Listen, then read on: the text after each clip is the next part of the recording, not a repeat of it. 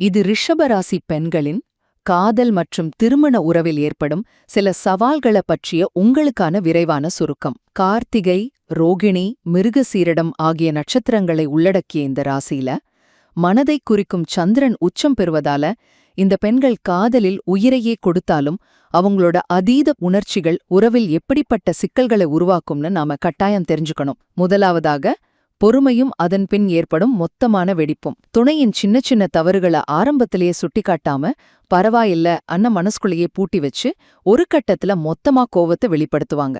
இது எப்படின்னா, உடந்த குழாய உடனே சரி செய்யாம வீடு முழுக்க தண்ணி வந்த பிறகு கவதப்படுறது போல இல்லையா? இரண்டாவதாக, பிரச்சனை வரும்போது அதை மூன்றாம் நபரிடம் பகிர்வது. உறவில் காயங்கள் ஏற்படும்போது துணையிடம் நேரடியாக பேசி தீர்க்காம சம்பந்தமே இல்லாத நண்பர்கள் அல்லது உறவினர்களிடம் போய் புலம்புவாங்க. உங்க 2 பேருக்குள்ள நடக்கிற பிரச்சனைக்கு வெளியாள் கிட்ட போய் தீர்வு கேட்டா அது எப்படிங்க சரியாகும்? இறுதியாக, தவறான புரிதலும் அதீத எதிர்பார்ப்பும். இவங்க துணையின் விருப்பத்தை விட தங்களோட சொந்த உணர்ச்சிகளுக்கு தான் அதிக முக்கியத்துவம் கொடுப்பாங்க. துணைக்கு என்ன பிடிக்கும்னு யோசிக்காம தாங்களாவே ஒன்ற கற்பனை செஞ்சுக்கிட்டு சம்பந்தமே இல்லாத விஷயங்களெல்லாம் தங்களை விமர்சிப்பதா தப்பா நினைச்சு கோபப்படுறது உறவுக்கு ரொம்ப பெரிய சுமைதானே. சுருக்கமா சொல்லணும்னா, பிரச்சனைகளை மனசுக்குள்ளேயே பூட்டி வைக்காம உடனுக்குடன் துணையிடம் வெளிப்படையா பேசி புரிஞ்சுக்கிட்டா ரிஷபராசி பெண்களின் காதல் வாழ்க்கை ரொம்பவே இனிமையானதாக அமையும்.